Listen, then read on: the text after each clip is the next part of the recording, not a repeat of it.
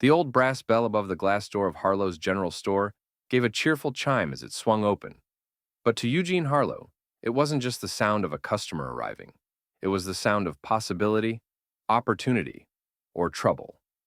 It was a slow Wednesday afternoon, the kind where the hum of the aging refrigerator in the back seemed louder than the faint country music drifting from the radio behind the counter.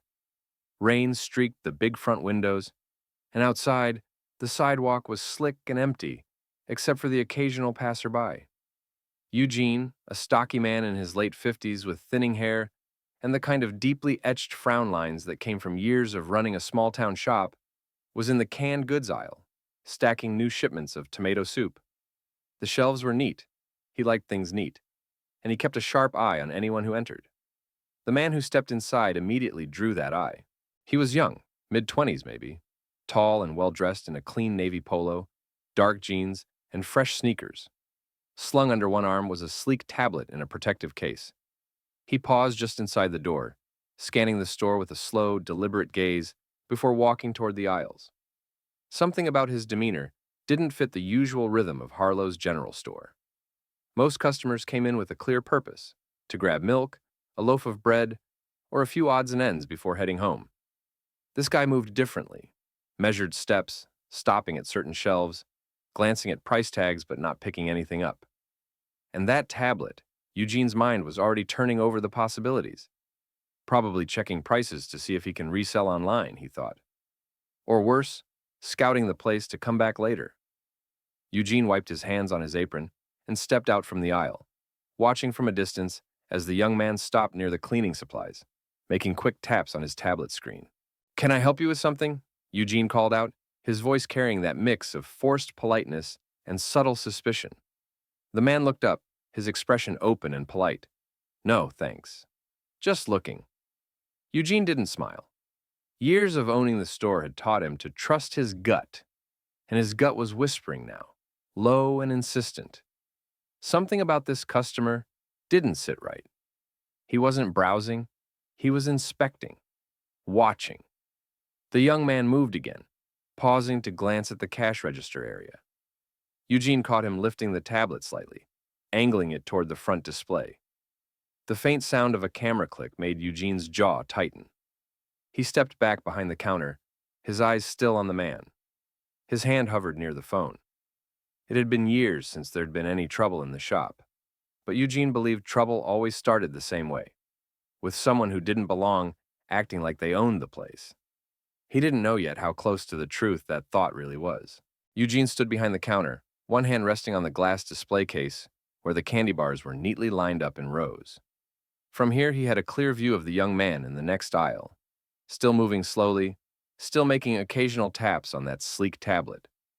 The sound of rain against the front windows mixed with the quiet creak of the wooden floorboards under the man's steps.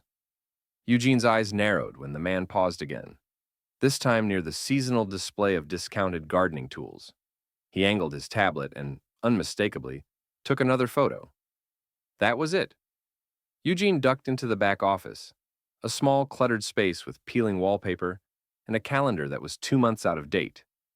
He shut the door halfway, just enough to keep the customer in sight through the narrow crack.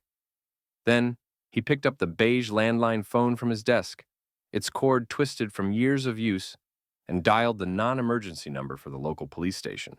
The dispatcher's voice crackled through the receiver. "Hollow Creek Police Department, what's your emergency?" "No emergency," Eugene said quickly, lowering his voice so it wouldn't carry beyond the office door. "This is Eugene Harlow, owner of Harlow's General Store.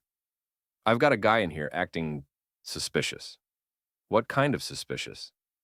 Eugene leaned slightly, peering through the crack in the office door. "He's not buying anything, just walking slow, taking pictures of the shelves in the front register area with some kind of expensive tablet. I've never seen him before." There was the faint sound of typing on the other end. "Do you feel threatened, sir?" Eugene hesitated. Threatened wasn't the right word, not yet. But he didn't like the way the man moved through the store, like he was evaluating it. "I don't feel threatened, but I want someone to come check it out before it turns into something. I've been in business 32 years. I can tell when someone doesn't belong." The dispatcher's tone remained neutral. "All right, Mr. Harlow. I'll send an officer to your location to have a word with him. Make it quick, Eugene said, hanging up before the conversation could go any further. He stayed in the office another moment, watching the man through the narrow crack. The stranger had moved to the drinks cooler now, crouching slightly to look at the lower shelves. And yes, there it was again.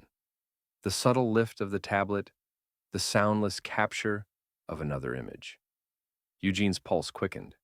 In his mind, the story was already writing itself. And in that story, he was the vigilant shopkeeper who caught something before it became a headline. What he didn't realize was that the headline was coming, but not the one he imagined. The bell above the shop door gave its familiar metallic jingle, but this time, Eugene's stomach unclenched just slightly. Help had arrived. Officer Karen Mills stepped in from the rain, shaking droplets off her dark blue uniform cap before tucking it under her arm. She was tall and broad-shouldered, with a no-nonsense expression that matched the crisp creases in her shirt. Her boots left wet prints on the worn linoleum as she approached the counter. "Afternoon, Mr. Harlow," she said, her tone professional but polite. "You called about a suspicious person?" Eugene nodded, leaning in slightly so his voice wouldn't carry. "Back by the drinks cooler. Been in here at least 15 minutes, taking pictures of shelves in the register area. Hasn't picked up a single thing to buy." Karen's gaze followed his subtle gesture, her eyes landing on the young man in question. The man, tall, clean-cut, and focused on his tablet, didn't look up right away. He crouched to study the bottom row of bottled water, then tapped something on his screen. "All right," Karen said quietly. "I'll talk to him." She crossed the store with measured steps, her hand resting lightly on her duty belt. "Sir," she said when she was close enough, her voice carrying just enough authority to make the man look up. "Yes," he replied, polite but visibly puzzled. "I'm Officer Mills with the Hollow Creek Police Department. Could I see some identification, please?" The man straightened, slipping his tablet under one arm. He reached into his pocket and pulled out a slim leather wallet, handing over a driver's license without hesitation. "Sure. Is something wrong?" "Just a routine check," Karen said, glancing at the ID. "Marcus Reed?" "That's me," he said, his tone calm. "Is there a problem?" Eugene had left the counter now, hovering a few feet away, arms crossed over his chest like a man guarding his territory. "I just think it's strange for someone to come in here, start taking pictures of my store, and not buy a single thing." Marcus's brows drew together slightly. "I'm not here to shop." That answer, and simple as it was, made Eugene's suspicion flare hotter. "Then what are you here for?" Marcus glanced between the two of them, the faintest flicker of something unreadable in his eyes. "I was planning to explain that after I finished my notes.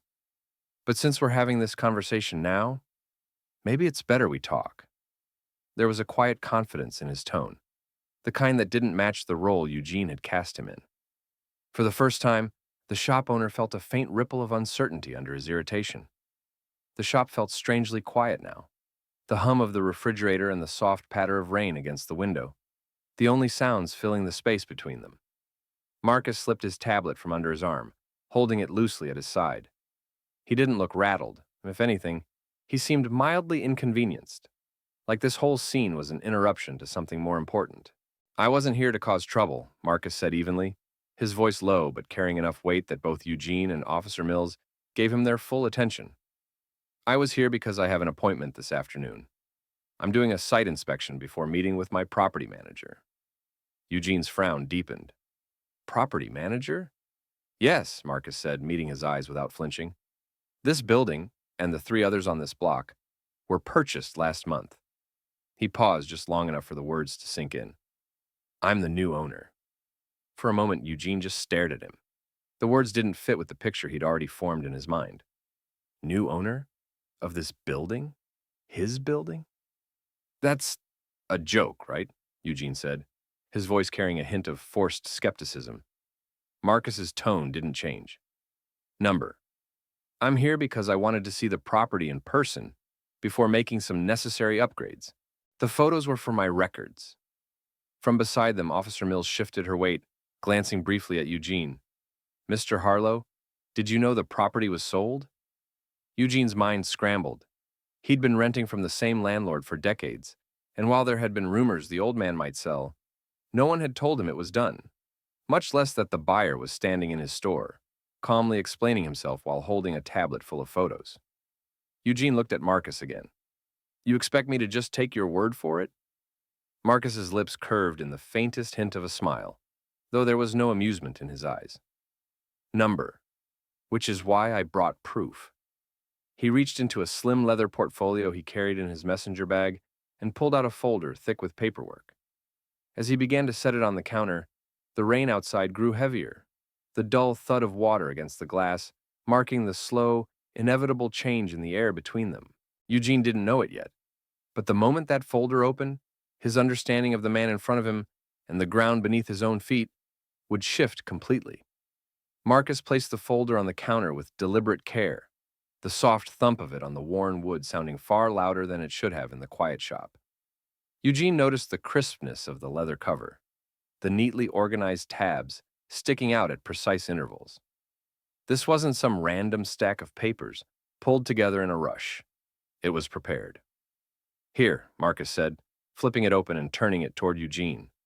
His movements were smooth, practiced, the motions of someone who had presented documents before and expected them to be taken seriously. Eugene stepped closer, his eyes immediately drawn to the top page. In bold type across the header, Property Deed. Beneath it, the address of Harlow's General Store, followed by the legal description of the lot. His gaze dropped lower, to the new owner's name printed in clear block letters, Marcus D. Reed. Eugene's stomach did a strange little flip. Marcus tapped the page lightly with one finger. That's the recorded deed, finalized 3 weeks ago. You'll see my name, the seller's name, and the county clerk's certification stamp right here. Eugene bent closer, almost without meaning to, scanning for anything that looked off. But the stamp was there. The signatures were there. Even the date, March 2nd, lined up with when the rumors about a sale had started floating around town. Marcus turned a few more pages. Here's the closing statement. Here's the proof of funds transfer. And here, he flipped again, are the management agreements. I've hired a property management firm to oversee the initial assessments. That's why I'm here today, to note maintenance issues before we start improvements. Eugene barely heard the last part. His mind was stuck on the fact that the building he'd been standing in for over 30 years, the one he'd treated like his own, now legally belonged to the young man standing calmly across from him. You're telling me, Eugene said slowly, that this whole block, Marcus nodded, 3 storefronts and the upstairs apartments, all part of the same deal. From beside them, Officer Mills leaned slightly to glance at the paperwork. She let out a quiet, low whistle. Looks legit to me, Mr. Harlow. Eugene felt heat creeping into his neck. All at once, the justifications he'd been clinging to, the gut feeling, the cautious protectiveness over his store, felt flimsy in the face of hard, black and white proof. Marcus's tone stayed even, though there was a faint edge now. I understand wanting to protect your business. What I don't understand is why taking photos automatically made me suspicious in your eyes. The words landed heavier than Eugene expected, and for a moment, all he could do was stare at the deed, the inked letters of Marcus's name seeming to grow sharper the longer he looked. For a long moment, Eugene didn't speak. The steady hum of the refrigerators filled the silence, joined by the muffled rhythm of rain dripping from the awning outside. He was still staring at the documents, his thick fingers resting on the counter as if touching them might somehow make them less real. Finally, he looked up at Marcus. The young man's expression was calm but unreadable, a kind of quiet patience that made Eugene feel like he was the one under inspection now. Eugene began, then stopped. He cleared his throat, trying again. I think I owe you an apology. Marcus didn't say anything, just tilted his head slightly, waiting. Eugene rubbed the back of his neck, searching for the right words. When you came in here, I made assumptions about what you were doing, about who you were. Marcus's gaze didn't waver. Assumptions based on what? The question was gentle in tone but sharp in meaning, and Eugene felt it. He hesitated, the truth sitting heavy in his chest. Based on you taking photos, acting like you were casing the place. And maybe, he exhaled slowly, his voice dropping, maybe based on the fact you didn't look like the kind of person I expected to be the owner of this building. Marcus's jaw tightened almost imperceptibly, but he didn't interrupt. Eugene pushed on, his words coming haltingly now. I've run this place a long time, seen a lot of folks come and go. But that doesn't excuse jumping to conclusions. You didn't deserve to have the police called on you for doing your job. From beside them, Officer Mills shifted her stance, her eyes flicking between the two men. Well, Mr. Reed, she said carefully, I think it's safe to say there's no legal issue here. I'll head out unless you need anything else. Marcus shook his head. No, officer. Thank you. Karen gave Eugene a brief look, one he couldn't quite read, before stepping back into the rain and letting the door swing shut behind her. The store was quieter now, the air heavy with the awkward space between them. Eugene cleared his throat again. I don't expect you to just forget this happened. But if you're willing, I'd like the chance to make it right. Marcus studied him for another beat, then gave a small nod. We'll see. Maybe we can start with a conversation about what's going to happen to this store in the coming months. It wasn't forgiveness. Not yet. But it wasn't a closed door either.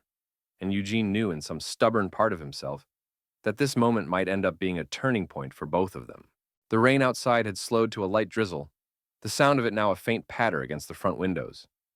Inside, the store felt warmer, quieter, the tension still lingering, but no longer choking the air.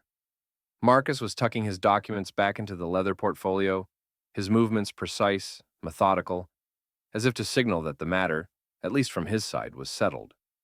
Eugene watched him, leaning one elbow on the counter. He felt the words bubbling up before he'd fully decided to speak them. Look, Eugene said, breaking the silence, if you're still planning those changes to the property, maybe you could tell me about them. Marcus paused, looking up from the folder. You want to hear my plans? I think I should, Eugene said, his voice steadier now. You own the building I've been working in for more than 30 years. If things are going to change, I'd rather not find out after the fact. Marcus studied him for a moment, his dark eyes searching for something. Sincerity, maybe. Then, he closed the folder and set it on the counter. All right, he said, his tone even. Let's start with the basics. The lighting in the back aisle is terrible. Half the bulbs are burned out.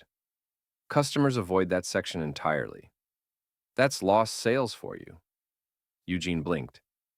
He'd noticed the lights, of course, but he'd been putting off replacing them, chalking it up to a cost he could delay. Hearing it framed as a sales problem made him shift uncomfortably. Marcus went on, his voice calm but firm. The shelves in aisle 3 lean to the left. That's a safety hazard. The storefront could use a fresh coat of paint, too. Something inviting. And your signage? People driving by can barely read it. Eugene's instinct was to defend himself, to explain the tight margins, the other priorities, the years of scraping by, but he bit it back. Instead, he nodded slowly. You've been looking closely. That's my job now, Marcus said, and I'm not here to drive you out. If anything, I'd like to see this place do better. But that means we both have to be open to change. For the first time since this whole thing began, Eugene felt the corners of his mouth twitch into the start of a smile. It wasn't easy. Pride was a stubborn thing. But something in Marcus's tone made it clear he wasn't offering charity or pity. He was offering partnership. All right, Eugene said finally, extending a hand across the counter. Maybe we can start over. Marcus looked at the hand for a moment, then shook it firmly. Deal. The bell above the door jingled as another customer came in, breaking the moment. But as Marcus stepped aside to let them pass, Eugene realized he felt lighter. The store was still his to run, but now maybe it had room to grow, and so did he.